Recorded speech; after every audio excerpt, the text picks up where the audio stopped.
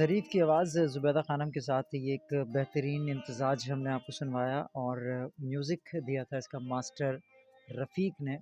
और छूमंतर उनकी पहली फ़िल्म थी, उनकी फ़िल्मी कैरियर की पहली फ़िल्म थी जो कि हमने इसका इंतख़ाब किया। अब तमाम लोगों के पैगामात हम तक पहुँचना शुरू हो चुके हैं 0321366003 पर और साथ-साथ फ़ेसबुक पर लाइव हम ऑडियो स्ट्रीमिंग के थ्रू मौजूद हैं, तो दुनिया भर से आप हमें कनेक्ट कर सकेंगे। www.facebook.com/RJ इरशाद शहज़ाद को आप सर्च आउट करेंगे, RJ इरशाद शहज़ाद, RJIRSHAD और SHAHZAD आप इसको सर्च आउट करेंगे। 04 का आपने इज़ाफ़ा करना है, तो आप मेरे पेज पर मौजूद होंगे और वहाँ पर लाइव ऑडियो स्ट्रीमिंग इस वक्त जारी है।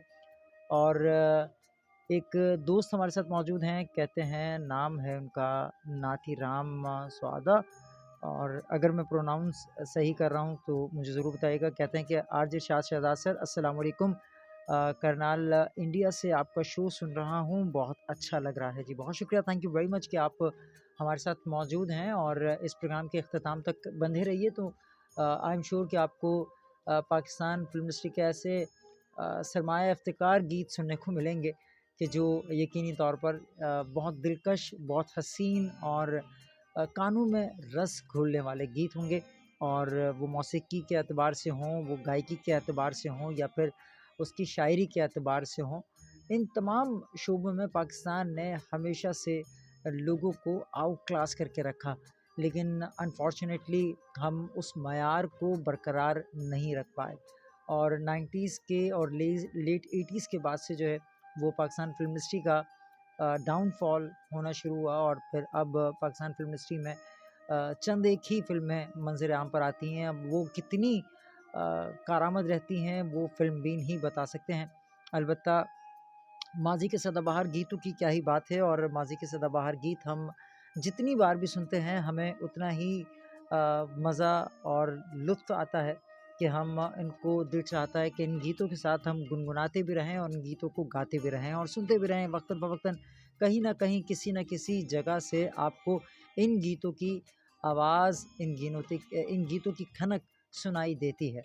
तो लास्ट टाइम हम बात कर रहे थे, अब से 4 प्रोग्राम्स पहले हम बात कर रहे थे, क्योंकि 4 प्रोग्राम्स का हमारा बीच में गैप आया और हम उस पे हम बात कर रहे थे पाकिस्तान के नामवर मौसीकार नशाद साहब के बारे में। नशाद साहब शौकत अली हाशमी उनका पैदाइशी नाम था। नशाद उनका नाम बाद में पड़ा, फ़िल्मी नाम था उनका, और वो हिंदुस्तानी नौशाद के मद्देमुकाबिल आना चाहते थे। हिंदुस्तान में भी उनकी कई एक फ़िल्में रिलीज़ हुई, लेकिन वहाँ पर कोई खातिर ख्वाह कामयाबी हासिल ना कर सके। अलबत्ता एक फ़िल्म दीदार या बारादरी फ़िल्म थी जिसका गाना जो है वो बहुत ज़्यादा मकबूल हुआ था, मैडम नूर जहाँ और रफ़ी साहब की आवाज़ में।